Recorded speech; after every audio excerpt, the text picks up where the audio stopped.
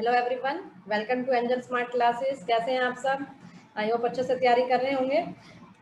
चलिए, DSSS का जो हमने प्रैक्टिस सेट किया था 1, आज हम करेंगे प्रैक्टिस सेट सेकंड। देखो, डिफरेंट एग्जाम्स के क्वेश्चंस लिए हुए हैं मैंने। ये which of the following is not a measure of dispersion. Dispersion का कौन सा मेजर नहीं है? पिछले पार्ट 1 में हमने क्या किया था? स्क्यूनेस करा था, स्क्यूनेस। अब डिस्पर्जन है। नेक्स्ट में हम कर लेंगे कर्टोसिस। थोड़ी थोड़ी स्टैट कवर होती रहेगी हमारी। कौन सा नहीं है? Skewness, standard deviation, mean deviation, range. कौन सा नहीं है डिस्पर्जन का? स्क्यूनेस। डिस्पर्जन क्या होता है? डिस्पर्जन वो होता है जो स्कैटर्डनेस को बताता है, कोई डिस्ट्रीब्यूशन कितना स्कैटर्ड है, ठीक है, वेरिएबिलिटी कितनी है, वो बताता है हमें, डिस्पर्जन बताता है। स्प्रेड को बताता है डिस्पर्जन। डिस्पर्जन हमें बेसिकली ये भी बताता है कि जो एवरेज वैल्यू होती है हमारी, एवरेज वैल्यू से कितना हमारा डिस्ट्रीब्यूशन वेरी करता है, ठीक है। हमारा डाटा एवरेज वैल्यू से कितना वेरी करता है वो हमें डिस्पर्जन बताता है। 2 टाइप का हो सकता है ये, एब्सोल्यूट मेजर और रिलेटिव। एब्सोल्यूट में क्या है? Range, quartile deviation, mean deviation, standard deviation. Relative में क्या है? Coefficient of variation, coefficient of quartile deviation, coefficient of mean deviation. यानी कि रिलेटिव वो होते हैं जिनके आगे क्या लगता है? कोफिशिएंट, ठीक है। जिनके आगे क्या लगता है? कोफिशिएंट लगता है, तो वो रिलेटिव मेजर हो गए, ठीक है। एब्सोल्यूट और रिलेटिव, रिलेटिव वो होते हैं जिनको कंपैरिजन, जो जिसमें कंपेयर में यूज किया जाता है, जिनको कंपैरिजन की फॉर्म में यूज करते हैं। एब्सोल्यूट क्या होती है? जिसमें यूनिट ऑफ मेजरमेंट सेम रहती है, आप चेंज नहीं कर सकते हो। रुपीज लिया तो रुपीज ही लोगे आप, ठीक है, चेंज नहीं कर सकते हो। एब्सोल्यूट। रिलेटिव जिसमें कंपेयर कर सकते हो आप। तो हमारा कौन सा? Standard deviation, mean deviation, range है, ये सारे हैं। हमारा स्क्यूनेस नहीं है। अब ये standard deviation, mean deviation, range, ये क्या है? सारे एब्सोल्यूट मेजर है। क्वेश्चन आ जाता है, क्वेश्चन आता है एब्सोल्यूट मेजर कौन सा है? ऑप्शन दे देगा, coefficient of variation, coefficient of quartile deviation, standard deviation, none of the above. तो हमारा एब्सोल्यूट कौन सा है? Standard deviation. इंपॉर्टेंट क्वेश्चन है ये, ठीक है। और एक इंपॉर्टेंट क्वेश्चन रिलेटिव मेजर का बन गया, उसमें हमेशा मोस्टली 99% केसेस में कोएफिशिएंट ऑफ वेरिएशन ही देता है, ठीक है। तो ये हमारा क्या है? एब्सोल्यूट, रिलेटिव, सॉरी, कोएफिशिएंट वाला रिलेटिव और स्टैंडर्ड डेविएशन एब्सोल्यूट। तो वर्ड याद रख लो। देखो, इसने यही पूछा हुआ है, which one of the following is a relative major. Relative मैंने अभी आपको बताया कौन सा होता है। देखो, अभी आपको पता चल गया ना, जिसके आगे कोएफिशिएंट, सोचने की जरूरत नहीं है, विद इन 1-2 सेकंड में कोएफिशिएंट ऑफ वेरिएशन, क्योंकि रिलेटिव कौन सा हो गया? कोएफिशिएंट, ठीक है। इससे याद कर सकते हो आप, relative coefficient. Advertising can become life and death matter under which market structure. Advertisement life और डेथ का क्वेश्चन बन जाता है किसमें? Duopoly. देखो, duo means 2, poly means seller, जिसमें 2 सेलर हो। परफेक्ट मार्केट, जिसमें सेम सेम गुड्स होती है, जैसे वेजिटेबल्स वगैरह। Oligopoly, oligo means few, poly means seller, जिसमें फ्यू सेलर होते हैं, ठीक है। मोनोपोली, जिसमें एक ही सेलर होगा, जिसमें एक ही सेलर होगा। ऐसे डायग्राम बनेंगे इसमें। ओलिगोपोली में किंग डिमांड, किंग वाला बनता है। यहाँ पे देखो ऐसे कॉर्नर बन गया, किंग कहते हैं किंग डिमांड का, किंग वाला। अब ओलिगोपोली में जब फ्यू सेलर है, ठीक है, अब एक ऐड देगा और दूसरा नहीं देगा, तो देखो ये एडवर्टाइजमेंट दे रहा है, ये एडवर्टाइजमेंट नहीं दे रहा, तो इसकी चीज जो दे रहा है उसकी चीज ज्यादा बिकेगी, जो नहीं दे रहा उसकी चीज कम बिकेगी। तो इसीलिए बमोल ने कहा था ये कि ओलिगोपोली में लाइफ और डेथ, एडवर्टाइजमेंट जो है लाइफ और डेथ का क्वेश्चन बन जाता है। जो नहीं देंगे उनकी सेल्स डाउन हो जाती है, ठीक है। तो ये हमारे किसकी है फीचर्स? मार्केट स्ट्रक्चर एडवर्टाइजमेंट की, oligopoly. Management is an organ which can be defined only through functions. ये किसने कहा था कि मैनेजमेंट एक ऐसा ऑर्गन है जिसको फंक्शन के थ्रू डिफाइन कर सकते हैं? देखो, ये ऐसे जब भी डेफिनेशन वाले क्वेश्चन आते हैं, अगर आपने पढ़ी हुई है तो आप ठीक कर सकते हो, वरना ये वो वाले क्वेश्चन होते हैं तुक्का मार, ठीक है। तो इसमें टेंशन लेने वाली कोई बात नहीं होती। देखो, आप थोड़ा सा एलिमिनेट मेथड यूज कर सकते हो। जैसे यहाँ पे ये एलिमिनेट कर सकते हैं हम कि एडम स्मिथ हमारे इकोनॉमिक्स से रिलेटेड है, ठीक है। तो एलिमिनेटर मेथड यूज करके थोड़ी सी सक्सेस के रेट बढ़ जाते हैं। बस थोड़े से ऑप्शन को ध्यान से देख लेना कि उसके बारे में उसने बताया या नहीं बताया। तो ये बताया है हमें पीटर एफ ड्रकर ने। Which of the following average cannot be calculated with the help of graphic presentation? Graphic presentation से नोट किसको आप नहीं दिखा सकते हो? Arithmetic mean, quartile, median. किसको नहीं दिखा सकते? अर्थमेटिक मीन को। क्यों? मीडियन को तो दिखा सकते हो, कैसे? ओजिव्स के थ्रू। और मोड को दिखा सकते हो, हिस्टोग्राम सभी ने पढ़ा होगा। ये ऐसे ओजिव्स बनते हैं, जहाँ ये कट कर रहे हो वहाँ मीडियन होता है। ये देखो, ये है ओजिव्स। लेस देन और ग्रेटर देन कम्युनिकेटिव फ्रीक्वेंसी बनती है ना, ये वही है। लेस देन, जहाँ ये कट कर रहे हैं वहाँ मीडियन। अब देखो, मैंने कोई डाटा वगैरह यूज नहीं करा, अब मेरे को यहाँ देखने से ही पता चल रहा है, ठीक है। मैंने कोई फॉर्मूला नहीं लगाया। यहाँ देखो 50 से थोड़ा सा कम है, 47 के आसपास है मीडियन, ठीक है। ये होता है बायोग्राफिकली आपको मीडियन का पता चला सकते हो। ऐसे ही हिस्टोग्राम है ये, जिससे मोड का पता चला सकते हैं। ऐसे ऐसे मोड भी कैलकुलेट होता है, मीन नहीं कैलकुलेट होगा भाई, मीन कैलकुलेट नहीं होता। Next the amount spend to increase the earning capacity of a business. देखो ये अच्छा क्वेश्चन है। अर्निंग कैपेसिटी बिजनेस के लिए capital loss, deferred, revenue, capital expenditure. देखो एक्सपेंडिचर में 3 ही टाइप आते हैं, एक आता है रिवेन्यू, एक आता है कैपिटल और एक आता है deferred expenditure. Capital expenditure, revenue. Revenue वो होता है जिसका benefit within 1 year arise मिल जाता है आपको। कैपिटल लॉन्ग टाइम तक बेनिफिट मिलेगा, जैसे आपने फ्रिज ली, आज फ्रिज ली कल थोड़ा बेच दोगे, 10 साल तो चली जाती है, 9-10 साल कहीं नहीं चल जाती है, कहीं खराब नहीं होती। डेफर्ड हो गया, जैसे एडवर्टाइजमेंट लगा लो, आज आपने एडवर्टाइजमेंट दी, आने वाले थोड़े टाइम और तक आपको बेनिफिट मिलेगा, हैवी खर्चा कर दिया एडवर्टाइजमेंट पे, वो हो गया हमारा डेफर्ड। ठीक है। रिवेन्यू डे टू डे के ऑपरेटिंग और मेंटेनेंस, डे टू डे के खर्चे हो गए, डे टू डे के, जैसे आपने सैलरी दी, ये रिवेन्यू है। डेप्रिसिएशन हर साल लगाओगे, ये रिवेन्यू हो गया। ठीक है। ये जैसे रेंट दिया, ये क्या है, रिवेन्यू है। रॉ मटेरियल लेके आए, ये रिवेन्यू के हो जाते हैं सारे। कैपिटल जो कभी कभी होते हैं और अमाउंट बहुत ज्यादा इन्वॉल्व होती है, जैसे आपने बिल्डिंग खरीदी, ठीक है, ज्यादा अमाउंट होती है और हर रोज ना बिल्डिंग खरीदते रहोगे, ठीक है, ये डे टू डे के खर्चे नहीं होते, ये लॉन्ग टाइम तक बेनिफिट मिलता है। अब ऐसे एक थिएटर है, उसने क्या किया, अपनी सीट्स थी उसमें 50 सीट्स थी, ठीक है, अब उसने क्या किया, अपनी सीटिंग अरेंजमेंट बढ़ा दी, सीट्स बढ़ा दी, अब 100 सीट्स होगी, तो ये कौन सा खर्चा है, तो ये हमारा खर्चा है। देखो कैपिटल में एक्सपेंशन, एक्सपेंड कर दिया उसने, एक्सपेंशन, अपग्रेड, रिन्यूअल, न्यू, ये सारे किस में आएंगे, थिएटर ने जो ऐसा किया वो कैपिटल एक्सपेंडिचर है। ठीक है। अब पूछ रहा है अर्निंग कैपेसिटी बढ़ रही है आपकी, अर्निंग कैपेसिटी आपने बढ़ा दी, कैपिटल एक्सपेंडिचर किया होगा जब तो आपकी अर्निंग कैपेसिटी बढ़ेगी, जैसे थिएटर ने किया, जैसे मैंने थिएटर का एग्जांपल लिया, सीट्स बढ़ा दी, अरे सीट्स बढ़ाई, अब इनकम भी तो बढ़ जाएगी उसकी डेली की, ठीक है, डेली ज्यादा लोग मूवी देखने आएंगे, ठीक है। अब तो खैर थिएटर अभी मूवी का सीन ही नहीं हो रहा अब तो कोरोना के चक्कर में, ठीक है। तो ऐसे क्या हो रहा है, अर्निंग कैपेसिटी बढ़ रही है तो कैपिटल एक्सपेंडिचर, ठीक है, रिवेन्यू हो गया, डेफर्ड हो गया, कैपिटल लॉस, कोई एसेट लिया आपने सस्ते में सेल कर दी, capital loss. The elasticity of demand at the mid point on straight line, demand करो, मिड पॉइंट की बात कर रहा है लेकिन डिमांड करो कैसा है, स्ट्रेट, ये मैंने स्ट्रेट बनाया, फिर कह रहा है इसके मिड पॉइंट, ये मैं इसके मिड पॉइंट पे आई, इसको नाम दे दिया मैंने पी, यहाँ एन, यहाँ दे दिया मैंने एम, कह रहा है पी पे क्या है इसकी इलास्टिसिटी, देखो ये इसका फॉर्मूला होता है lower segment divided by upper segment, lower segment divided by upper segment, या लोअर पोर्शन भी बोल देते हैं, lower portion, lower part divided by upper portion, ठीक है, ये भी बोल देते हैं।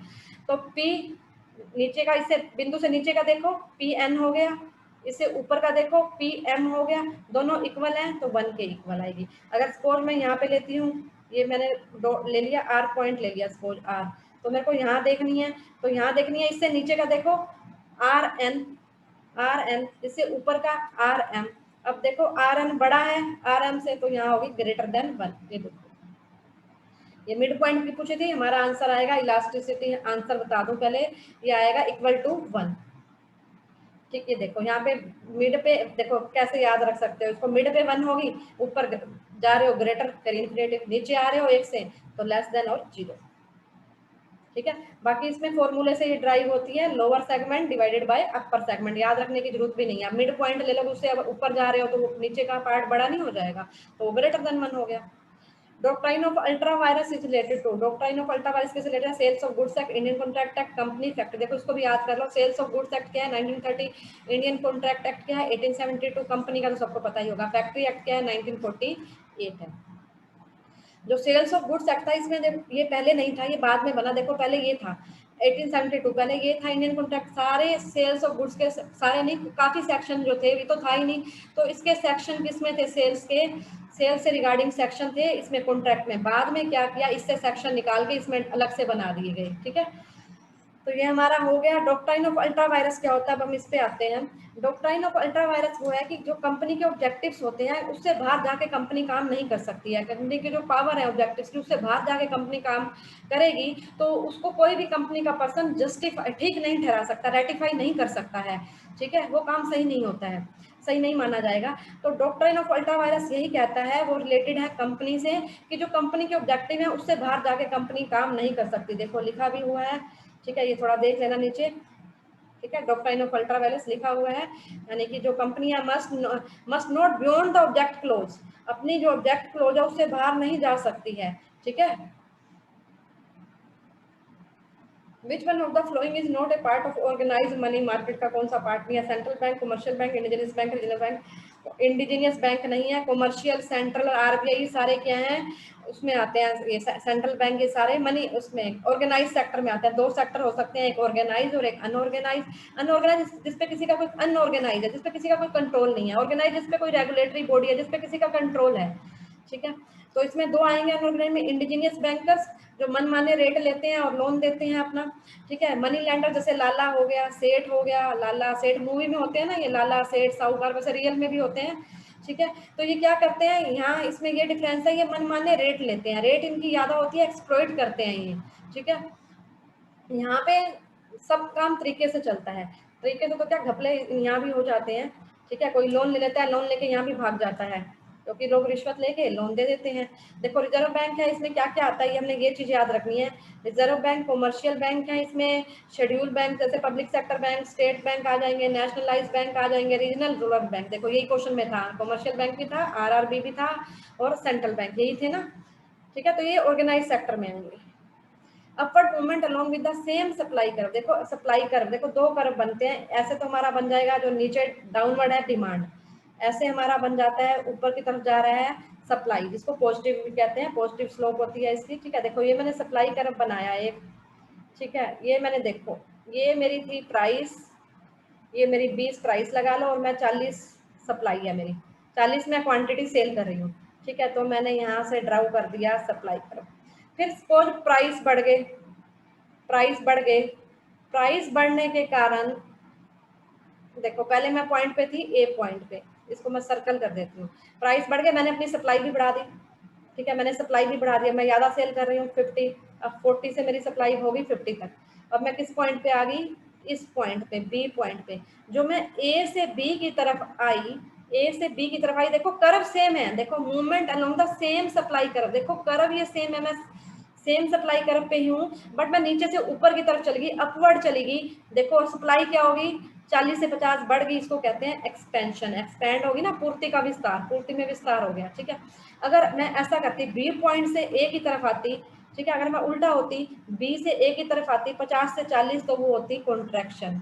ये आंसर है नहीं, वैसे मैं आपको बता रही हूँ, अगर मैं उल्टा होता इसका तो वो कॉन्ट्रैक्शन होता, ठीक है। ये क्यों होगा, ड्यू टू प्राइस के कारण। ऐसे इंक्रीज और डिक्रीज है, इंक्रीज और डिक्रीज कब होता है, जब सप्लाई कर्व शिफ्ट कर जाता है, जैसे ऐसे यहाँ से कहाँ चला गया, आगे शिफ्ट कर गया, देखो सप्लाई कर्व ही शिफ्ट कर गया, वो होता है इंक्रीज डिक्रीज, ठीक है। वो प्राइस के और जो रीजन होंगे उसके कारण होगा, ये प्राइस के कारण होगा एक्सपेंशन कॉन्ट्रैक्शन, वो अदर देन प्राइस के कारण होगा, जैसे इनकम चेंज होगी किसी की, ठीक है।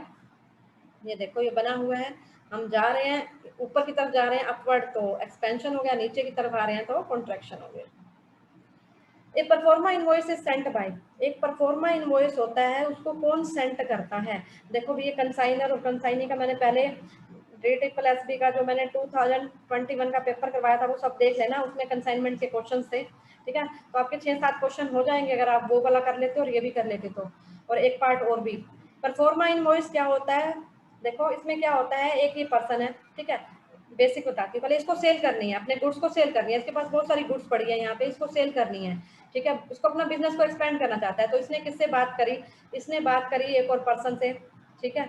सपोज ये यूपी में रहता है, ये कलकत्ता में रहता है, इसने कहा जी मेरे गुड्स को आप सेल कर दोगे, इसने कलकत्ता में रहता है बी, ये बी है, ठीक है, ये है ए क्या है, लगा लो गुड्स का ओनर है, ये कहता है आप सेल कर दोगे, वो कहता है हाँ जी भेज दो जी हम सेल कर देंगे, बट बदले में हम कमीशन लेंगे। ऐसे कौन सेल करता है, देखो बदले में क्या लेंगे, कमीशन। इसने कहा ठीक है सेल कर देना, इसने भेज दिया गुड्स, ट्रांसपोर्ट के थ्रू ये गुड्स आ जाएगा इसके पास, ठीक है, ट्रांसपोर्ट के थ्रू भेज दिया इसने। तो जिसने जो गुड्स का ओनर है उसको कहेंगे कंसाइनर, वो कौन होगा, कंसाइनर। जिसके पास गुड्स भेजा गया वो होगा कंसाइनी, वो कंसाइनी। कंसाइनर ओनर होता है जिसको कहते हैं प्रिंसिपल, ये क्या होता है, प्रिंसिपल होता है। कंसाइनी बायर नहीं है गुड्स का, ये क्या है, एजेंट है, ध्यान रखना ये क्वेश्चन, ये बायर नहीं है, खरीद नहीं रहा, ये आगे सेल करेगा, ठीक है, कमीशन पे सेल करेगा, तो ये एजेंट है, बायर नहीं है। ये क्वेश्चन यहाँ से बन गया, रिलेशन प्रिंसिपल और एजेंट का। ये कंसाइनर क्या होता है, ओनर होता है, और ये उस गुड्स का एजेंट होता है। तो 2-3 क्वेश्चन यहीं से ही बन गए। तो बदले में ये कमीशन लेता है, ठीक है, कमीशन का क्वेश्चन हम आगे करेंगे। तो जब ये गुड्स को भेज रहा है, तो ये गुड्स को भेज रहा है, तो गुड्स के साथ साथ ये क्या भेजता है, परफॉर्मा, परफॉर्मा इनवॉइस भेजता है, परफॉर्मा इनवॉइस जिसमें सारी चीजें मेंशन होंगी, क्या गुड्स की क्वालिटी है, कितनी क्वांटिटी है, कितना रेट है, सब कुछ मेंशन करके भेज देगा। ठीक है, कौन भेजेगा? कंसाइनर भेजेगा। किसको? कंसाइनी को। परफॉर्मा इनवॉइस कौन भेजेगा? कंसाइनर। ठीक है, जो ओनर है किसको भेजेगा? कंसाइनी, जो क्या है? एजेंट है, उसको भेजेगा। देखो इसमें सारी चीजें मेंशन होती हैं, गुड्स एंड जो भेज रहा है, क्वांटिटी कितनी है, कितने वैल्यू की है, कौन सी टर्म्स कंडीशन, सब मेंशन होगा इसलिए परफॉर्मा इनवॉइस में। Myers Briggs type indicator MBTI is, ये MBTI है, ये क्या है? Method of identifying change agent, a method of identifying personality type. ये क्या है? MBTI पर्सनैलिटी टाइप है, एक टेस्ट है जो मेयर्स और बिग, दो जने थे ये, मेयर्स ब्रिग, माँ बेटी थी ये। ठीक है, माँ बेटी थी। इन्होंने क्या किया था? कार्ल जुंग ने एक थ्योरी दी थी अपनी पर्सनैलिटी की। कार्ल जुंग ने अपनी साइकोलॉजी में एक थ्योरी दी थी कार्ल जुंग ने, तो उनकी थ्योरी से ये बहुत इंप्रेस हुई, उस पर रिसर्च करी इन्होंने और अपना एक टेस्ट लेके आई है MBTI। ये क्या बताता है कि आपकी पर्सनैलिटी किस टाइप की है, आपकी पर्सनैलिटी किस टाइप की है, ये बताता है। ठीक है, जिससे आप अपनी स्ट्रेंथ और वीकनेस का पता लगा सकते हो। देखो इन्होंने 4 डायमेंशन दी, introvert, extrovert, introvert, sensing, N से इंट्यूसिव, T से थिंकिंग, F से फीलिंग, J से जजिंग, P से परसीविंग। 4 डायमेंशन, टोटल 8 फैक्टर्स हो गए। इन्होंने ये 8 जो दिए, इसी के बेस पे इन्होंने पर्सनैलिटी बताई। जैसे किसी में ले लिया, देखो E, फिर ले लिया S, फिर F और P, ESFP। E का मतलब जो एक्सट्रोवर्ट है, ज्यादा बोल रहे हैं। ठीक है, सबसे सोशल है जो। S मीन्स सेंसिंग है जो, सेंसिंग। F मीन्स फील भी कर रहे हैं, और P मीन्स परसीविंग भी है। तो वो कौन सा पर्सन है जिसमें ये 4 आ गए, ये 4 क्वालिटी आ गई, वो है परफॉर्मर। ऐसे इन्होंने क्या दिया? 16 टोटल पर्सनैलिटी के टाइप्स बताए। 4 डायमेंशनली, टोटल 8 फैक्टर, और 16 पर्सनैलिटी के टाइप्स बताए थे इन्होंने। जैसे एक हो गया ISTJ, I मीन्स इंट्रोवर्ट है। ठीक है, F मीन्स सेंसिंग है, T मीन्स थिंकिंग, थिंकिंग है उसकी, जैसे जजिंग वाली क्वालिटी है, तो वो किस में हो सकते हैं? ये गुण इंस्पेक्टर में हो सकते हैं। ऐसे इन्होंने टोटल 16 बताई। और MBTI क्या है? इसकी फुल फॉर्म क्या है? Myers Briggs type indicator. ये क्या है? पर्सनैलिटी का एक टेस्ट है। ठीक है, एक पर्सनैलिटी का और टेस्ट भी है, ओशन मॉडल भी कहते हैं जिसको, बिग 5 फैक्टर भी कहते हैं। ये भी किससे रिलेटेड है? ओशन मॉडल या बिग 5 फैक्टर पर्सनैलिटी से। Dash is rate of return which actually equates the present value of expected cash inflow with the present value of expected cash inflow। देखो जी, कैश इनफ्लो का मतलब क्या? जो पैसा मेरे पास आया। देखो एक होता है आउटफ्लो, आउट मीन्स बाहर, जो पैसा बाहर जा रहा है। मैंने कहीं इन्वेस्ट कर दिए 1 लाख रुपए, ठीक है जी, 1 लाख रुपए इन्वेस्ट करें। अब मैं ये जानना चाहूंगी कि मुझको 1 लाख से जो मैंने इन्वेस्ट किए, मेरे को कितना पैसा आएगा। उस मैंने कोई एसेट ली तो मेरे को उससे कितना पैसा मिलेगा, मेरे को बेनिफिट कितना मिलेगा, मेरे इनफ्लो कितने आएंगे। ठीक है, तो इनफ्लो तो आएंगे हमारे फ्यूचर में, इनफ्लो हमारे आएंगे फ्यूचर में। ठीक है, पैसा मैंने आज लगाया, तो मैं इनको कंपेयर कैसे करूं? तो इसके लिए हम क्या करते हैं, जो फ्यूचर के कैश फ्लो होते हैं उसको हम डिस्काउंट कर लेते हैं। डिस्काउंट करके वो बन जाते हैं हमारे, जिसको कहते हैं हम प्रेजेंट कैश फ्लो। यानी कि मेरे को अब ये पता लग गया, मैंने 1 लाख लगाया, अगर मेरे को जो आज की वैल्यू है, मेरे को 1,20 मिलेंगे। देखो भैया, अब 1 लाख लगा रहे हो, आपको 1,20 मिलेंगे, तो आप फटाफट से लगा दोगे, 20,000 फालतू ही मिल रहे हैं। ठीक है, अब ये कह रहा है कि वो जो हमने लगाया प्रेजेंट वैल्यू, और उतने ही हमें मिल गए। ठीक है, इनफ्लो और आउटफ्लो बराबर हो गया, 1 लाख लगाए, इनफ्लो 1 ही मिल गया हमें, तो इसको हम दोनों इक्वल हो गए। इसको हम क्या कहते हैं? देखो ये एनपीवी हो गया ना, एनपीवी 0 हो गया। देखो इनफ्लो और आउटफ्लो इक्वल हो गया ना, इनफ्लो और आउटफ्लो 0 हो गए, तो जहाँ पे जितना आपने लगाया उतना ही पैसा मिल गया, तो नेट प्रेजेंट वैल्यू आपकी 0 होगी। इसी को हम क्या कहते हैं? Internal rate of return. ठीक है, जहाँ पे जो जितना आपने पैसा लगाया उतना मिल रहा है आपको 0, वो रेट हो जाती है हमारी internal rate of return. Sorry.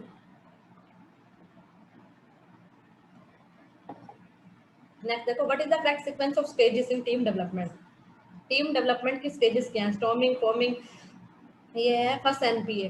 Forming, पहले फॉर्मिंग आएगा, देखो एक में ही है, फॉर्मिंग, स्टॉर्मिंग, नॉर्मिंग, परफॉर्मिंग और एडजॉर्निंग। देखो ये क्या है? Team development. देखो डिफरेंट डिपार्टमेंट है, मार्केटिंग डिपार्टमेंट है, सेल्स डिपार्टमेंट है, ठीक है, अच्छा डिपार्टमेंट है, डिफरेंट डिपार्टमेंट है।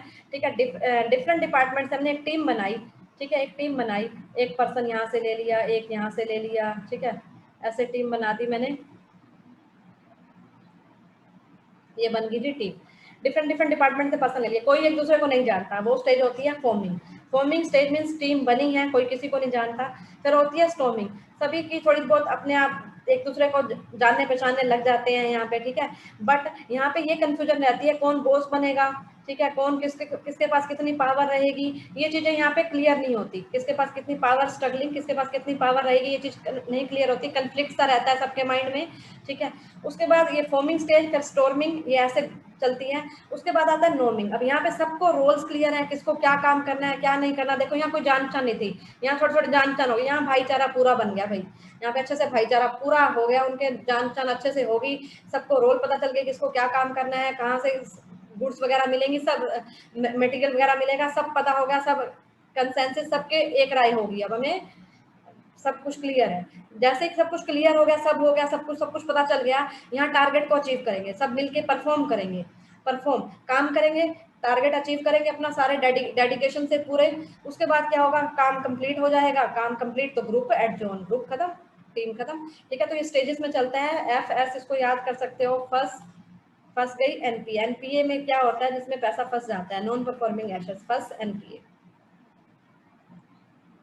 नेक्स्ट है English sampling method, every member or item of the population equal chance of selection, सभी के इक्वल चांस है। Simple random, judgement sampling, quota और कन्वीनियंस, सभी के इक्वल चांस हैं सिंपल रैंडम सैम्पलिंग में। बाकी जजमेंट, कोटा, ये सारी क्या है, नॉन रैंडम सैम्पलिंग है, ये नॉन रैंडम, जिसमें इक्वल चांस नहीं मिलते।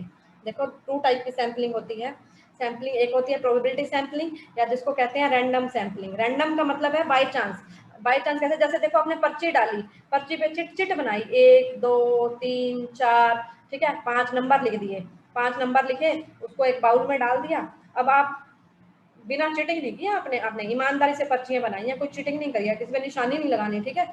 तो उसको बाउल में डाला और उसके बाद आपने एक सिलेक्ट कर लिया। अब आप बताओ क्या आएगा, आप बता सकते हो, कुछ भी आ सकता है, 1 भी 2 भी 3 भी 4 भी होता है, रैंडम यानी कि कुछ भी आ सकता है जो।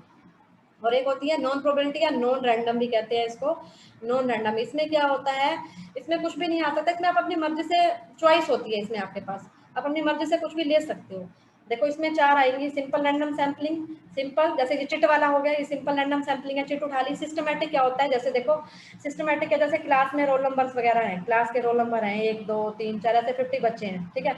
मैंने टेस्ट लेना है सपोज 5 बच्चों का, मैंने क्या किया, पहले मैंने सिलेक्ट कर लिया 3, ठीक है, एक मैंने लिया। उसके बाद मैंने क्या किया, एक सिस्टम बना लिया। सिस्टम मीन्स मैं 10 के गैप पे बच्चे लूंगी, 10 के गैप पे। जैसे मैंने 3 ले लिया, फिर 13 ले लिया, फिर 23 ले लिया, फिर ले लिया 33, फिर ले लिया 43, हो गए 50 तक, 43। एक सीक्वेंस, एक गैप पे, सिस्टमैटिक।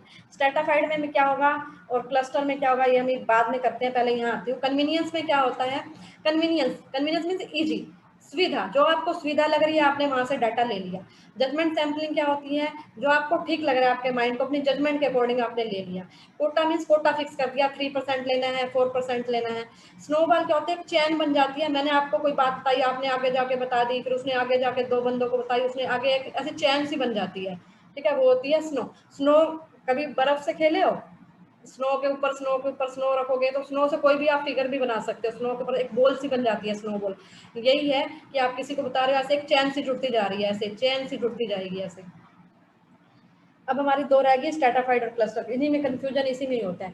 स्ट्रेटाफाइड में जो ग्रुप बनते हैं उसको कहते हैं स्ट्रेटा, इसमें जो ग्रुप बनते हैं उसको कहते हैं क्लस्टर। क्लस्टर क्या होता है, नेचुरल होते हैं, नेचुरल। ये कौन बनाता है, ह्यूमन बनाता है, ठीक है। इसमें जो ग्रुप बनेगा उसको क्लस्टर कहेंगे, इसको स्ट्रेटा बोलेंगे, ठीक है। इसमें नेचुरल होगा ये, इसमें ह्यूमन बनाएगा। इसमें क्या होता है, जो ग्रुप होते हैं इसमें क्या होता है, जो पॉपुलेशन होती है, देखो स्ट्रेटाफाइड में पॉपुलेशन को डिवाइड कर दिया जाता है into homogeneous group. Homogeneous mean देखो ये सेम सेम है, यहाँ रेड रेड, यहाँ ब्लू ब्लू सेम, यहाँ रेड रेड सेम, यहाँ ब्लू ब्लू सेम। हमने क्या किया, इसको होमोजीनियस में डिवाइड कर दिया, homogeneous. Homogeneous mean same same, जिसकी सिमिलर होती है, ठीक है। क्लस्टर में क्या है, सिमिलर सिमिलर नहीं है, देखो डिफरेंट डिफरेंट है, डिफरेंट है, यहाँ भी डिफरेंट डिफरेंट है, कोई रेड है कोई ब्लू, डिफरेंट डिफरेंट है। उसके बाद हमने क्या करना है, कलेक्शन करनी है डाटा की। ये हमें तुम्हें पता होगा, रिसर्च वगैरह के लिए डाटा कैसे कलेक्ट करते हैं, या तो सेंसस मेथड से करते हैं, ठीक है, या सेंसस मेथड से या सैम्पलिंग मेथड से। सेंसस मेथड क्या होता है, जिसमें पूरी की पूरी, जैसे जनसंख्या नहीं होती, जितने भी लोग हैं सबसे जाके डाटा कलेक्ट करो। जैसे देखो आपके घर में कोई मेहमान आया, ठीक है, आपने सब्जी बनाई, अगर आप वो टेस्ट करोगे कैसी है, तो आप सारी सब्जी खाओगे या थोड़ी सी खाओगे। अगर आप सारी सब्जी खा जाओगे तो मेहमान क्या खाएगा, ठीक है। तो हम थोड़ी सी टेस्ट करके देखते हैं, तो वहाँ हम यूज करते हैं सैम्पलिंग। हर जगह सेंसस मेथड यूज नहीं किया जा सकता, तो इसीलिए हम वहाँ सैम्पलिंग मेथड भी यूज करते हैं, ठीक है। सेंसस मीन सबसे डाटा कलेक्ट करोगे सारा, सेंसस मीन सारी सब्जी खा गए, सैम्पलिंग मीन थोड़ी सी टेस्ट करी। तो यहाँ देखो अब सेंसस मेथड नहीं यूज होगा, या सैम्पलिंग होगा। जैसे ब्लड, ब्लड का सैंपल लेना है डॉक्टर ने आपके, सारा सेंसस सारा ब्लड थोड़ा ना ले लेगा, सैम्पलिंग मेथड यूज करेगा। तो ऐसे हम सैम्पलिंग मेथड से डाटा यूज कर रहे हैं यहाँ पे, ठीक है। ये सैम्पलिंग मेथड है। तो हमने क्या किया, पहले होमोजीनियस किया, उसके बाद हमने क्या किया, इनसे डाटा ले लिया। फिर देखो हमने कुछ इसको लिया, इसको लिया, जो एलिमेंट लिए डिफरेंट डिफरेंट एलिमेंट ले लिया हमने, यहाँ पे डिफरेंट डिफरेंट एलिमेंट लिए, ये फर्क है इसमें, डिफरेंट एलिमेंट लिए, इसमें पूरा ग्रुप ले लिया।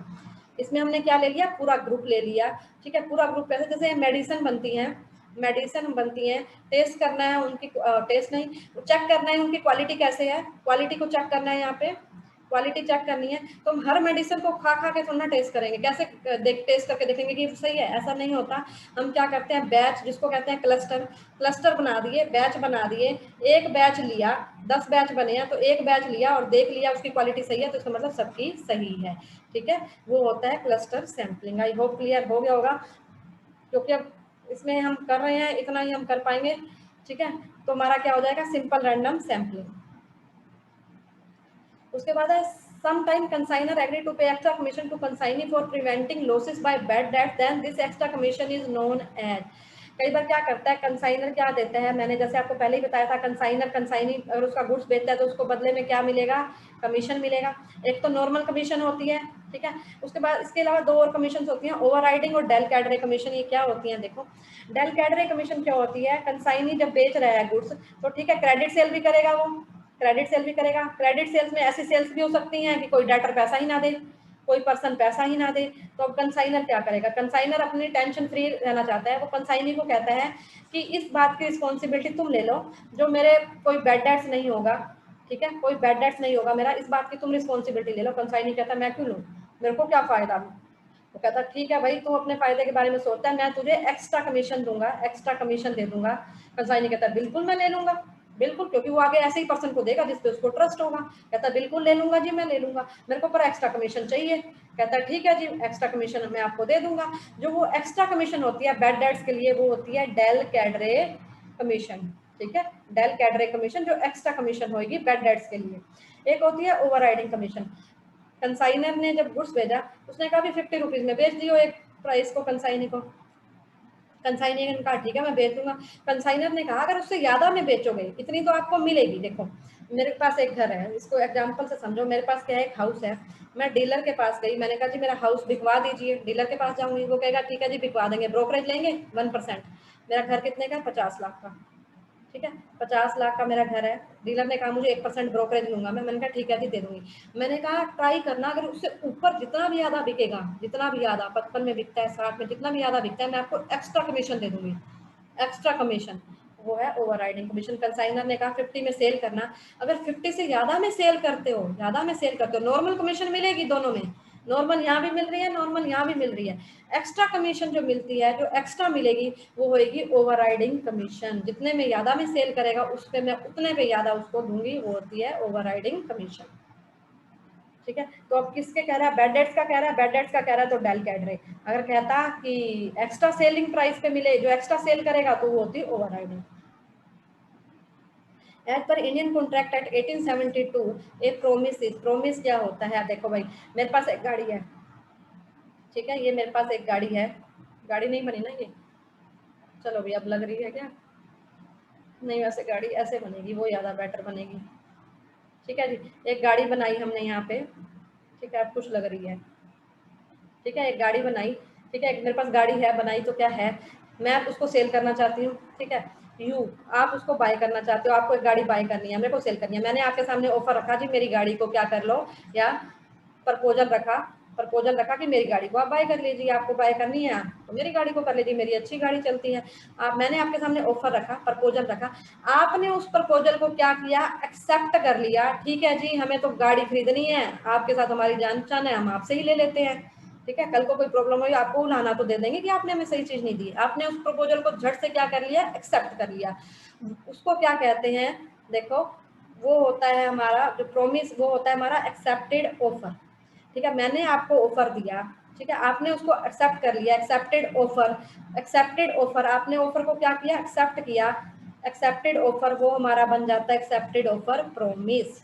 यानी कि प्रॉमिस क्या हुआ, आपने मेरे को प्रॉमिस करा, ठीक है मैं बाय कर लूंगी, ठीक है, मैंने भी प्रॉमिस किया मैं आपको सेल कर दूंगी। वो प्रॉमिस क्या होता है, प्रॉमिस का मतलब होता है एक्सेप्टेड ऑफर, एक्सेप्टेड ऑफर।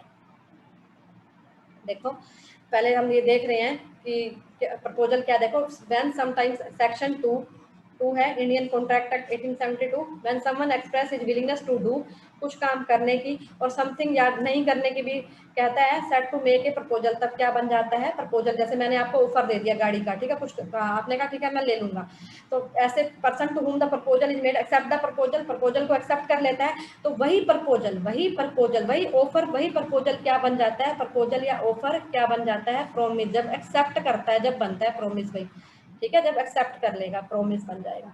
ठीक है, प्रॉमिस क्या हो गया, proposal when accepted becomes a promise.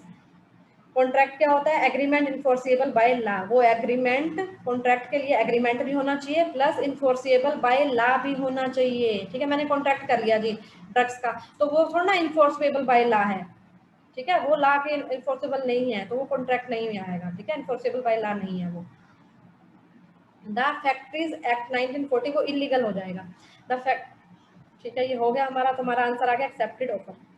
From the flowing which act deals with the provision for health safety welfare worker की कौन करता है, minimum wages act, factory act, worker compensation act, trade union act, तो कौन सा है हमारा factory act 1948।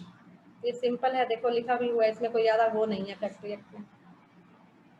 Robert Lauterborn suggested 4 C's which do not include, Robert Lauterborn, देखो भी 4 C's किसने दिए थे, सबसे पहला क्वेश्चन तो यही बन गया, रॉबर्ट लोटरबॉर्न में कौन सा नहीं है, कस्टमर सॉल्यूशन, कॉस्ट, कम्युनिकेशन है, क्रेडिट टर्म्स नहीं है, ये देख लो जी।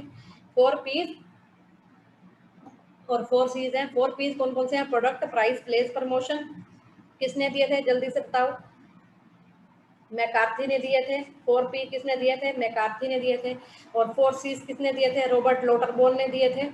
ठीक है, कौन से हैं, प्रोडक्ट मीन्स कस्टमर वैल्यू या customer solution, price means producer के लिए प्राइस है, ये प्रोड्यूसर के पॉइंट ऑफ व्यू से, कंज्यूमर के लिए क्या है, कॉस्ट है, प्रोड्यूसर के लिए प्लेस है, कंज्यूमर के लिए कन्वीनियंट, मेरे को चिप्स का पैकेट लेना जहाँ से मेरे को जल्दी मिल जाएगा, इजी कन्वीनियंट, पास वाली शॉप पे चली जाऊंगी। प्रमोशन करेगा हमारे लिए क्या है, वो में इन्फॉर्मेशन मिल रही है, कम्युनिकेशन, कंज्यूमर के पॉइंट ऑफ व्यू से, ये प्रोड्यूसर के पॉइंट ऑफ व्यू से है। और 4 P दिए थे मैकार्थी ने, इसके अलावा 3 एक्स्ट्रा पीस थे, वो किसने दिए थे, 3 extra Ps Booms and Bitner ने।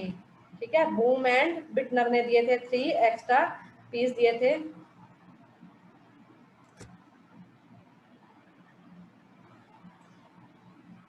उसके बाद सेक्शन ऑफ रेजिडेंशियल स्टेटस, ये मैंने पहले भी पेपर में करवा दिया था, DSSS का रेजिडेंशियल स्टेटस का क्या है, ट्रिक से बता दिया था। चलो जो नए बच्चे हैं वो देख लीजिए, जो पहली बार आया वीडियो पे वो देख लीजिए, उनके लिए बता देती हूँ। देखो स्टेटस में कितने अक्षर हैं, 1 2 3 4 5 6, तो सेक्शन 6 स्टेटस का सेक्शन 6। ऐसे ही मैंने आपको बताया था एग्जम्पशंस कैसे याद रख सकते हो, एग्जम्पशंस कितने अक्षर हैं, 1 2 3 4 5, ऐसे देख लेना, 5 5 10 है सेक्शन 10। या फिर याद रख लो एक्स, एक्स से क्या होता है, कैसे लिखते हैं एक्स को, मैथ में 10। ऐसे ही मैंने डिडक्शन का बताया था आपको, डिडक्शन का बताया था, डेट हो गया, डिडक्शन डेट हो गया, कौन शन डेट हो गया, बच के आगे यू सी, 80 सी से 80 यू डिडक्शन। ऐसे ही सैलरी का, मेरे को एक पर्सन अपॉइंट करना है, सैलरी मांग रहा है 17,000, मैं कह रही हूँ नहीं जी 15, तो सैलरी का क्या हो गया 15 से 17। ये देखो ये 15 एस निकल गया ना, एस यहाँ से 15 से 17। ठीक है, तो इससे थोड़ा थोड़ा हिंट कर लोगे, भूलोगे नहीं, थोड़ा याद रहेगा बस। आई होप ये वीडियो अच्छी लगी होगी, वीडियो अच्छी लगे तो लाइक जरूर करना, कमेंट करके बताना वीडियो कैसी लगी, इसको शेयर भी करना, और जो चैनल पे नए हैं चैनल को सब्सक्राइब कर लीजिए। Thank you so much.